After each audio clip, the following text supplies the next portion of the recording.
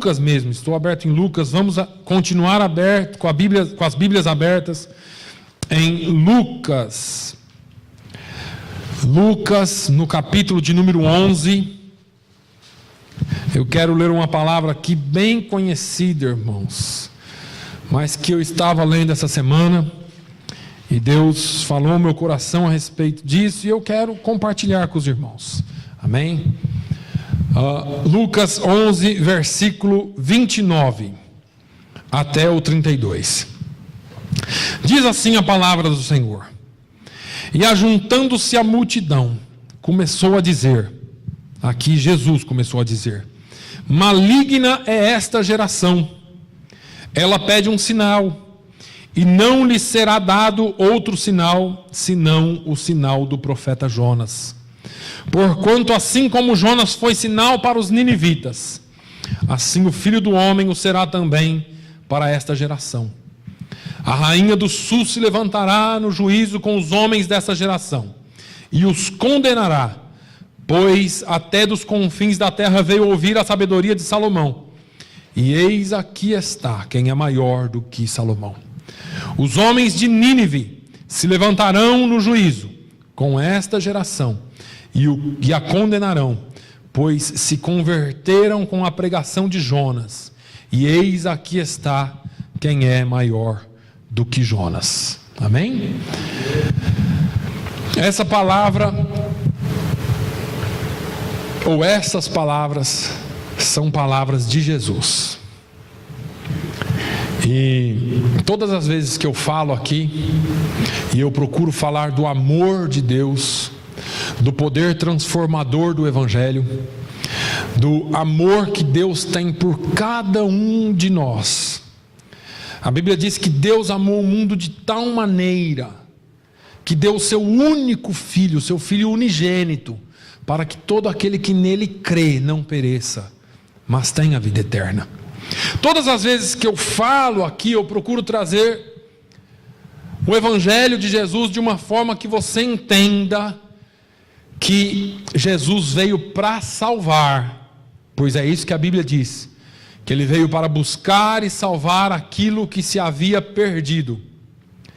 Agora, durante o ministério de Jesus, Jesus foi muito claro e foi muito duro às vezes, em algumas ocasiões, e às vezes nós facilitamos ou amenizamos as palavras de Jesus, porque muitas vezes nós queremos conformar as palavras de Jesus e a palavra de Deus com a nossa cultura e com os nossos dias. E deixa eu te dizer uma coisa, não dá. A palavra de Deus é a palavra de Deus. A Bíblia diz que Deus não muda e nem a sua palavra. A Bíblia diz que tudo passará, mas as palavras dele não passarão. Por mais que tentemos amenizar, por mais que tentemos ser amorosos, e às vezes, me desculpem a expressão, somos hipócritas naquilo que pregamos, nós precisamos entender que a palavra de Deus ainda é a mesma palavra. Jesus está aqui pregando para uma grande multidão. Jesus está falando, a Bíblia diz que ajuntando-se ou aumentando-se a multidão, era muita gente em volta de Jesus. Vocês sabem que, apesar da população não ser tão grande naquela época, mas Jesus costumava juntar 5.000, 6.000, 10.000 pessoas. É só você olhar o milagre da multiplicação, 5.000 homens, fora mulheres e crianças, foram alimentados. Então, onde Jesus estava tinha muita gente. E aí, quando essa multidão se ajuntou, Jesus traz uma palavra não de amor, mas traz uma palavra de justiça. E é bom que você entenda e saiba que o nosso Deus é amor, que Jesus é a expressão do amor de Deus, mas é bom que você saiba que um dia esse amor também será o seu juiz, e ele julgará ricos e pobres, todas as nações, todos os povos, e você está incluído nela. Você está incluído nesse julgamento. Jesus começa a falar com essa geração. Ele disse: ajuntando-se a multidão, começou a dizer: maligna é esta geração. E eu quero que você pare só um minuto para pensar sobre isso. Porque às vezes nós estamos vendo tudo o que acontece. Às vezes nós estamos falando de família, às vezes estamos falando de educação, às vezes estamos falando de religião, igreja. E os comentários são os mais diversos. Às vezes nós mal podemos discutir com alguém, porque são pessoas que levam as coisas de uma maneira mais dura. Mas entenda que Jesus não estava errado, porque não foi diferente naquela época e nem é diferente hoje. Deixa eu te dizer uma coisa. Jesus chamou essa geração de maligna por quê? Ele disse: essa geração é maligna porque ela me pede um sinal. E é disso que eu queria falar nessa manhã. A geração com quem Jesus estava falando pedia um sinal. Eu acho que a pior coisa que pode acontecer na vida de um homem ou de uma pessoa é ele ser desacreditado. Se você falar e ninguém acreditar em você, acabou você. Porque se você fala e ninguém acredita, você não tem mais crédito. E a gente usa muito crédito nas relações financeiras, né? Se você não tem crédito, você não compra. Agora imagina quem não tem crédito para comprar, quem não tem crédito no que fala, quem não tem crédito naquilo que diz. Eu vou estar lá às 7 horas e chega às 9. Eu vou estar lá, eu vou fazer tal coisa e não faz. Não, amanhã eu faço e não faz. São pessoas que as palavras se vão. E algumas dessas pessoas, quando falam com a gente, ou quando nos fala, você vira e fala assim: eu sei que ele não vai cumprir. Porque essas pessoas se tornaram desacreditadas. E Jesus, ele bate forte nesse sentido, porque quando nós temos uma pessoa digna de crédito e não acreditamos, é um outro choque reverso. Porque sabe o que acontece? Quando você é justo, quando você fala a verdade, quando você cumpre com a sua palavra, e as pessoas não acreditam naquilo que você fala, é difícil, você se sente ruim ou mal. E era isso que estava acontecendo. Jesus estava pregando. E quando alguém se sente dessa forma, por falar uma verdade e não ser acreditado, você imagine quando se trata da palavra de Deus. Jesus estava pregando, era a própria palavra de Deus. E Jesus sabia, porque Jesus, como Deus, ele sonda os corações. Jesus sabia que aquela geração não aceitava a própria palavra de Deus. E Jesus estava dizendo: olha, vocês estão pedindo um sinal. Eles queriam que Jesus fizesse mais do que falasse. Eles ainda não tinham visto o que Jesus ia fazer no final do seu ministério terreno. Mas eles queriam um sinal. Eles estavam, segundo João, capítulo 6, Jesus fala que alguns seguiam ele por causa da comida, outros seguiam ele por causa da bebida, outros seguiam ele por causa dos milagres. Mas ninguém seguia Jesus, ou poucos estavam seguindo Jesus por causa da palavra, por causa de quem ele era. O fato é que muitas pessoas seguem uma religião ou seguem a Jesus pelo que ele pode dar. Então, por isso que essas igrejas que prometem riqueza material estão cheias. Prosperidade. Vem para Jesus que você vai ficar rico. Você era empregado, vai se tornar patrão. Você tinha um carrinho velho, vai ter um carrão novo. Você tinha uma casinha velha, morava de aluguel, de renda, agora você vai ter a sua própria casa. Promessas vazias. E Jesus enfrentou o mesmo problema. Eles queriam um sinal, eles queriam o sobrenatural. As pessoas parecem que vivem envolvidas nas coisas sobrenaturais. Jesus, então, chama aquela geração de maligna. E o que acontece hoje em dia é a mesma coisa. As pessoas querem não apenas ouvir e crer na palavra de Deus.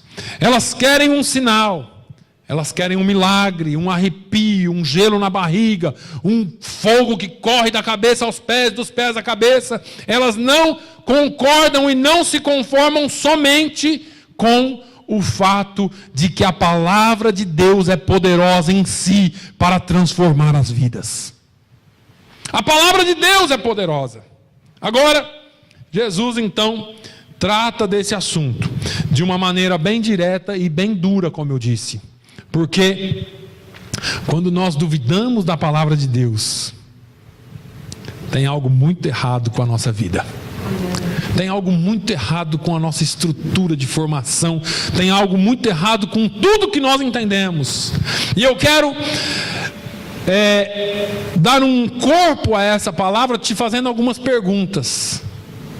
Quem é que tem moldado a sua mente?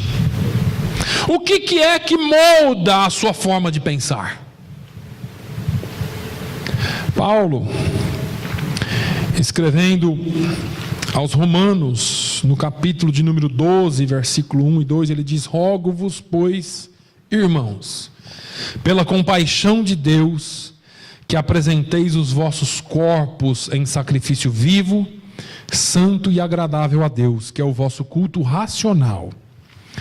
E não vos conformeis com este mundo, mas transformai-vos pela renovação do vosso entendimento, para que experimenteis qual seja a boa, agradável e perfeita vontade de Deus.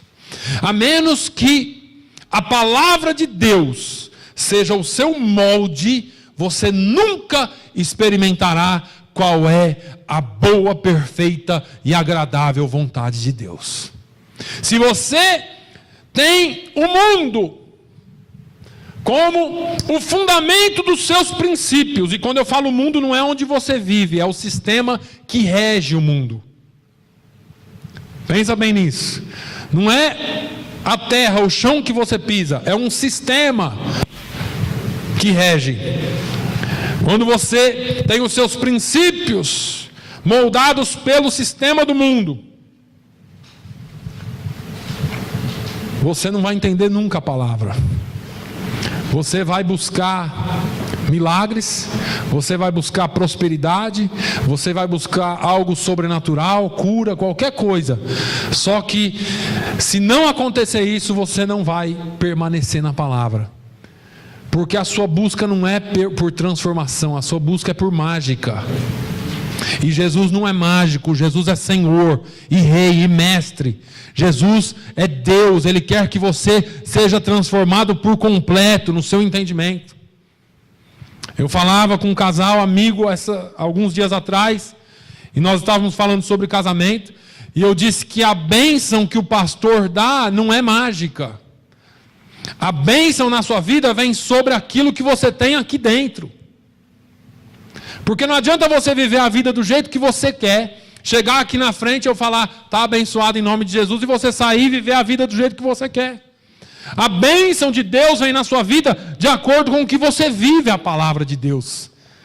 E aí sim a bênção que é perpetrada aqui pelo sacerdote tem valor na sua vida, porque alinha as duas coisas. Não adianta falar uma coisa e viver outra. A palavra de Deus tem que ser viva na sua vida. E aí Jesus fala aqui sobre o sinal do profeta Jonas. E eu te pergunto, qual foi o sinal do profeta Jonas? Jonas. O próprio Jonas, ele foi o sinal, a palavra que ele pregava. Jesus disse assim, olha, essa geração é perversa, essa geração é maligna, ela pede um sinal e não lhe será dado outro sinal, senão o sinal do profeta Jonas. O sinal do profeta Jonas. Você se lembra, Jonas foi enviado para Nínive. Nós sabemos de toda aquela história. Jonas recusou-se a ir, Deus tocou no barco, ele pula do barco, é jogado do barco, engolido por um grande peixe, assim por diante. Bom, enfim, Jonas aceita ir a Nínive. Nínive é a Síria de hoje. Uma cidade, um país que na época era uma cidade totalmente corrompida e comprometida em seus valores. E Jonas foi mandado pregar lá. E sabe por que Jonas recusou? Porque ele falou: os ninivitas são ruins demais, eles não vão receber a palavra. Jonas se pôs no lugar de Deus, tentando julgar quem recebe e quem não recebe a palavra. Nós precisamos pregar a palavra, não importa para quem julga quem recebe ou não é Deus. E se Deus mandar, pode ser a pior pessoa, talvez ela esteja esperando alguém vir com a palavra que você tem para falar para ela. Nós queremos decidir quem Deus vai transformar e quem Deus não vai transformar. Quando Jonas chegou em Nínive, eu fico imaginando Jonas naquela época. Ele chegou em Nínive, foi num escritório de promoção de eventos, alugou um palanque bem grande, fez umas 3 ou 10 faixas, espalhou pela cidade e falou: grande cruzada de poder e milagres na praça central de Nínive, dia tal, hora tal. Foi assim que fez? A Bíblia diz que Nínive era muito grande, caminho de 3 dias, você demorava 3 dias para atravessar a cidade inteira. A Bíblia diz que Jonas caminhou o caminho de 1 dia, ele foi quase no meio da cidade, talvez ali fosse a praça central, e ele começou a pregar milagres? Não. Ele começou a pregar cura? Não. Prosperidade, venha que Jesus que deu, o Deus que eu sirvo vai te fazer rico? Não. A Bíblia diz que ele veio com uma mensagem dura e ele veio pregando destruição. Arrependei-vos, porque se vocês não se arrependerem, vocês vão morrer. Essa é a mensagem que eu tenho para vocês. Jonas falando, e Jesus falou: esse é o sinal que eu vos darei. A palavra foi simples: arrependei-vos, porque vai vir destruição sobre a vida de vocês. E Jonas, olha aqui o que a Bíblia fala em Jonas. E veio a palavra do Senhor segunda vez a Jonas, dizendo: levanta-te e vai à grande cidade de Nínive, e prega contra ela a mensagem que eu te digo. E levantou-se Jonas e foi a Nínive, segundo a palavra do Senhor. Ora, Nínive era uma cidade muito grande, de 3 dias de caminho. E começou Jonas a entrar pela cidade, caminho de 1 dia, e pregava dizendo: ainda 40 dias, e Nínive será subvertida ou destruída. E os homens de Nínive creram em Deus e proclamaram um jejum, e vestiram-se de saco, desde o maior até o menor. Esta palavra também chegou ao rei de Nínive, e ele levantou-se de seu trono, e tirou de si as suas vestes, e cobriu-se com saco, e sentou-se sobre cinza, e fez uma proclamação que se divulgou em Nínive pelo decreto do rei e dos seus grandes, dizendo: nem homens, nem animais, nem bois, nem ovelhas provem alguma coisa, nem se lhes dê alimentos, nem bebam água, mas os homens e os animais sejam cobertos de sacos, e clamem fortemente a Deus, e convertam-se cada um do seu mau caminho e da violência que há nas suas mãos. Quem sabe se voltará a Deus, e se arrependerá, e se apartará do furor da sua ira, de sorte que não pereçamos? E Deus viu as obras deles, como se converteram do seu mau caminho, e Deus se arrependeu do mal que tinha anunciado lhes faria, e não fez. Veio Jonas com a pregação nada agradável: se vocês não se arrependerem, em 40 dias Deus trará destruição sobre toda essa cidade. A Bíblia diz que ninguém discutiu. A Bíblia diz que aqueles homens ouviram a palavra de Jonas, e começou do mais baixo. Cobria-se com um saco como símbolo de toda a humildade. Saco, pano de saco, era o pano mais simples que existia, como ainda é. Tirava todas as roupas chiques e ricas, colocava saco sobre si, para dizer assim: olha, nós não somos nada. Sentava sobre cinza, ou colocava cinza na cabeça, para dizer: nós viemos do pó e voltaremos para o pó. Todo homem, uma vez ou outra, tinha que fazer isso na sua vida. Para saber quem é e de onde vem. Para saber que você e eu não somos nada sem Deus. Que os nossos carros, o nosso terno, o nosso vestido, o nosso dinheiro, a nossa conta no banco, não vale nada para Deus, se não for usado para a glória dEle. Nós precisamos entender que existe um Deus acima de nós, que nós não somos sozinhos, que nós não somos abandonados por aí, nós somos alguém que dependemos todo dia, a cada minuto e segundo, da bondade, da misericórdia de Deus que duram para sempre. Agora, esse povo fez isso até o rei. O rei desce do seu trono, o trono fica aí por enquanto. Tira toda a sua roupa, a sua indumentária, coloca saco, senta sobre cinza e faz um edito. Todo homem, todo animal não bebe, não come. Vamos clamar a Deus para que talvez Ele se arrependa e não nos destrua. E a Bíblia diz que Deus viu aquele povo se arrependendo de coração e Deus não os destruiu. Aleluia. Como eu disse, eu sei, meus irmãos, que o Evangelho é uma mensagem de amor. Eu sei que o Evangelho é uma mensagem de cura.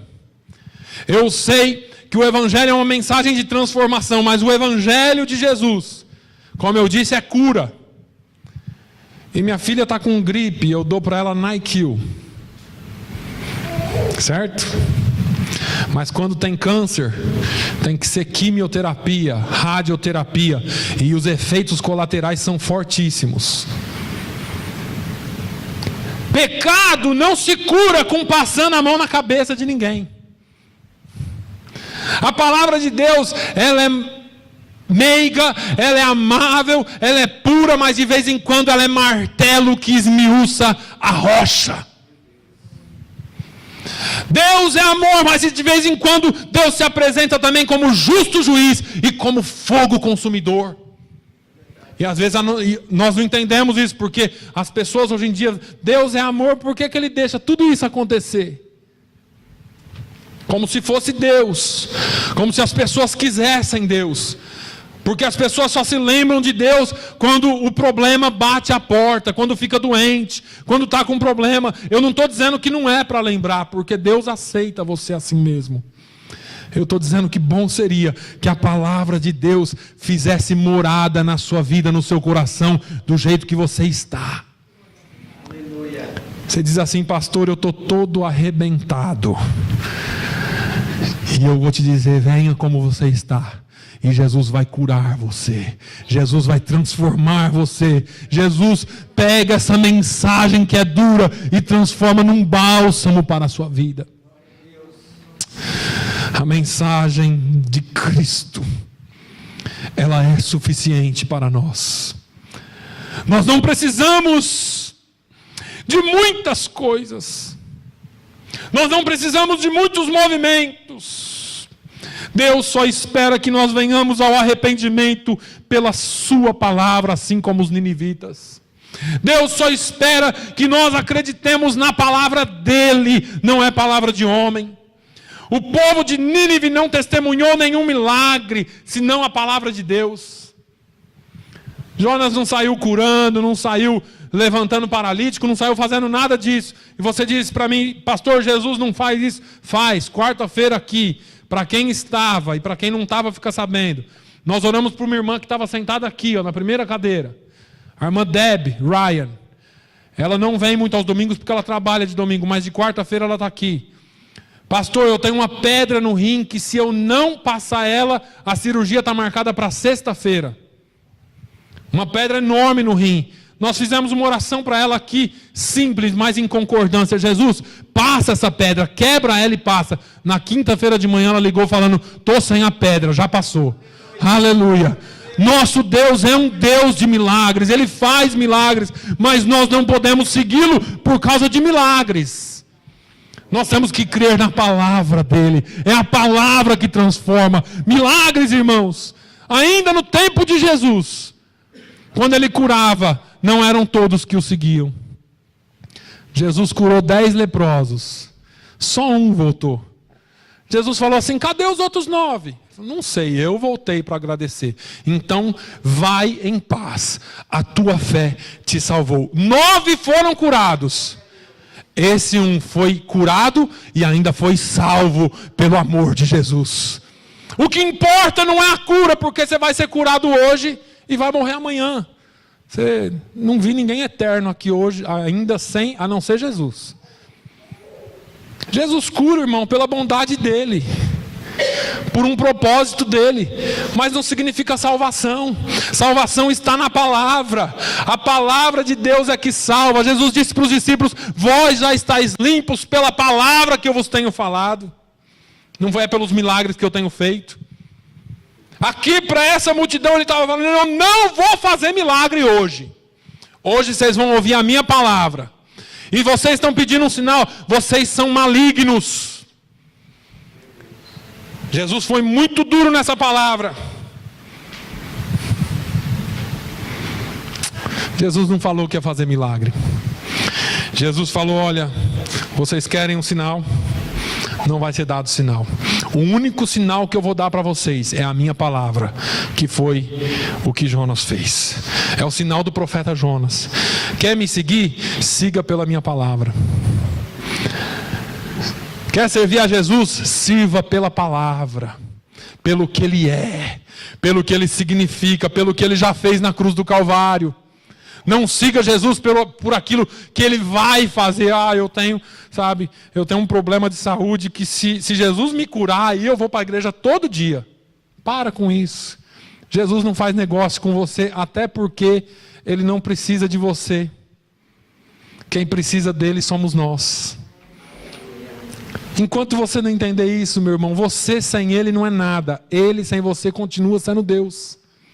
E me desculpe a palavra dura, porque hoje a palavra que Deus colocou no meu coração é essa. Às vezes nós estamos pedindo um sinal para Deus. Deus mostra, Ele já mostrou tudo na palavra dele. Siga a palavra dele, porque se você seguir a palavra dele por amor, aí eu tenho certeza que os milagres dele acontecerão na sua vida. Todos nós aqui somos frutos de milagre da misericórdia de Deus. Todos nós, sem exceção. A Bíblia diz que todos os dias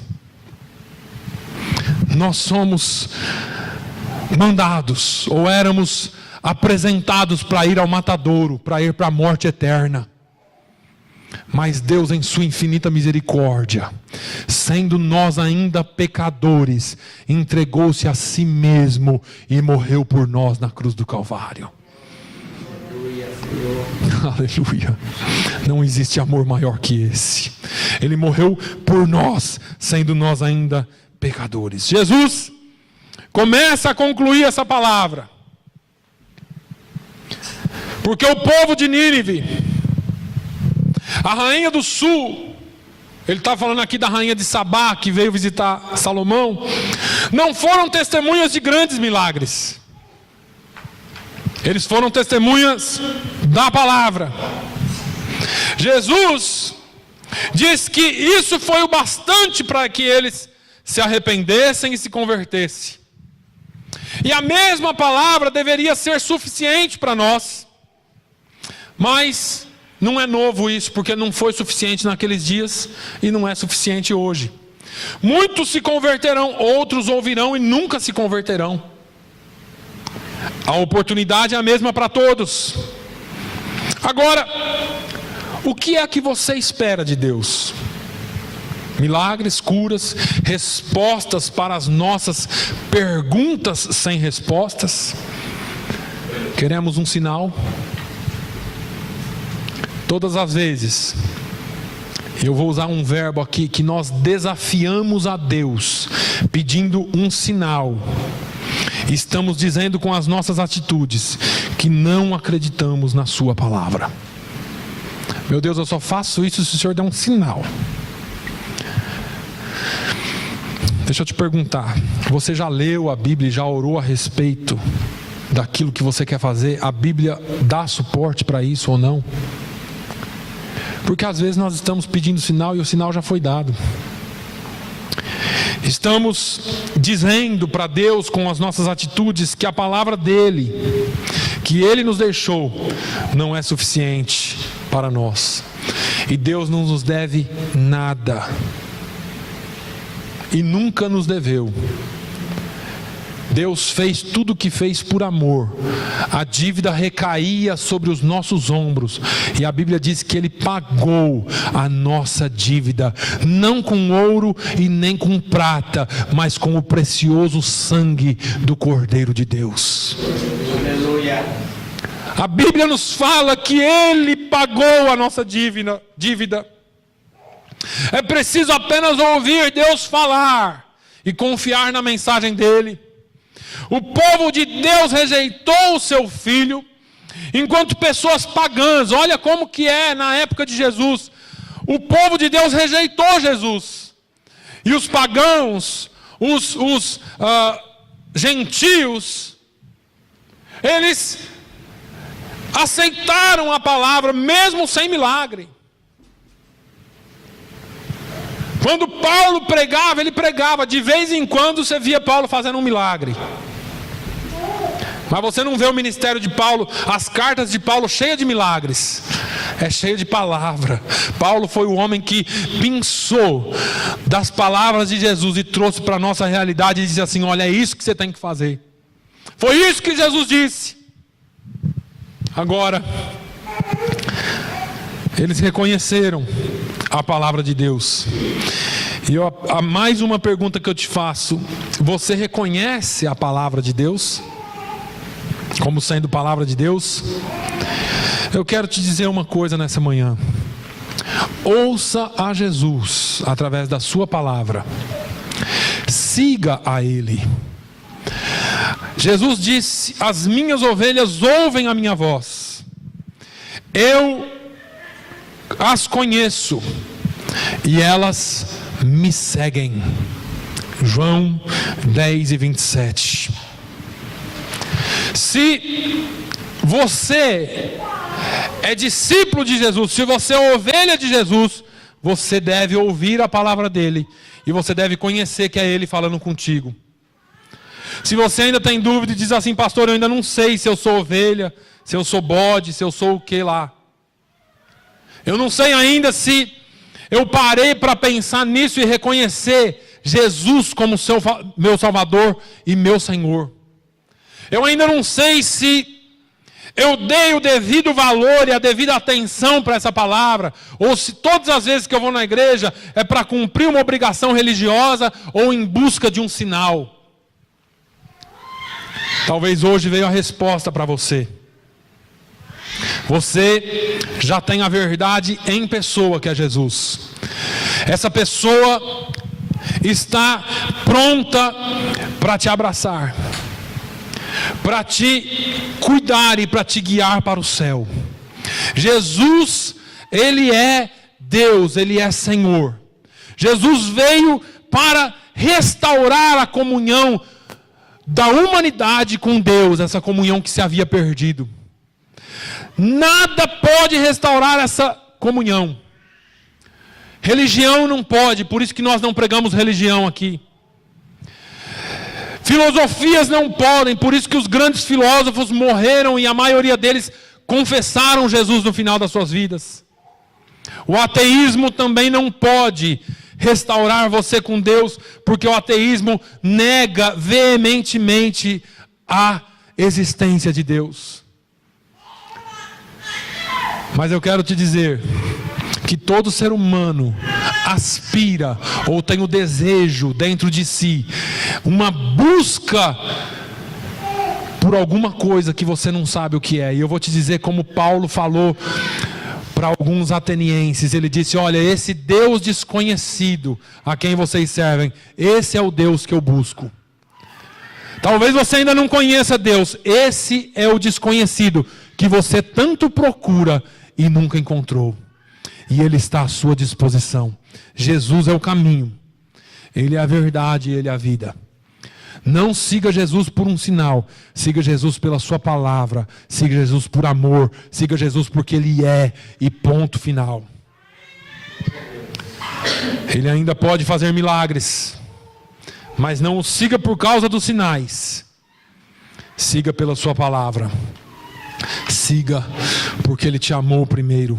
Siga porque Ele deu a sua vida por você na cruz do Calvário. Siga-o porque Ele e só nele está a salvação. Para concluir, Pedro fala em Atos que em nenhum outro nome dado entre os homens pelo qual venhamos a ser salvos, a não ser pelo nome de Jesus Cristo. Amém? Que Deus te abençoe. Feche os seus olhos.